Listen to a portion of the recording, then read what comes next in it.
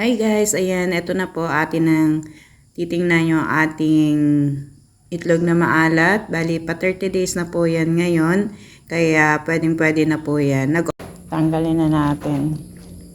Ano sa tingin nyo? Palpak po ba or perfect ang ating pagkakagawa? Check po natin. Gasang ko lang po. So, medyo ano yung ng sa inyong asin.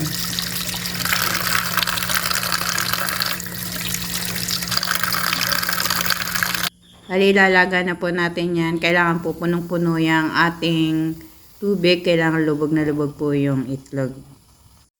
After 1 hour po ay ayan, hanguin na po natin at palamigin natin para pwedeng-pwede na po nating tikman at tingnan natin kung maganda at perfect ang ating pagkakagawa. Yan guys, pwedeng-pwede nyo nang gawin yan sa ating mga tahanan at pwedeng-pwede nyo rin yan pang negosyo. Ayos ang ating itlog na maalat. Ang init pa niyan, guys. Wow, langis-langis. Sobrang init pa.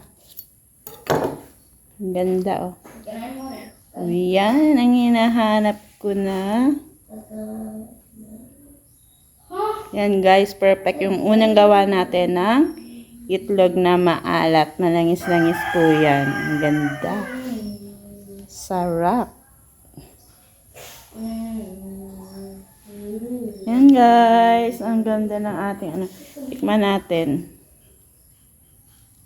Mainit na mainit pa. Yan. Gagawa ulit tayo. Sarap. Yan guys. Kita nyo naman malangis-langis. Yan ang hinahanap ko sa ating itlog na maalat. First time ko po yung ginawa. Bali, 30 days ko na binabad yan sa tubig na may asin. Ayan guys, kasi tinry ko siya ng 25 days. Hindi pa siya masyadong maalat. Kaya nagad ako ng 5 days. Ayan, ang ganda. Malangis-langis. Tapos 1 oras ko siya niluto. Yan po guys. Ayan, perfect agad yung pagkakagawa natin. Gagawa ulit tayo.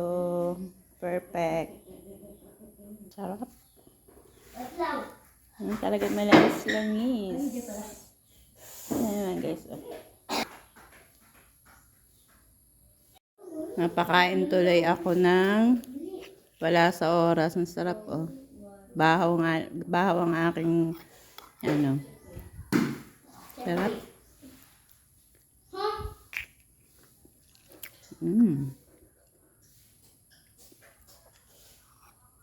Buti may kaunting bahaw.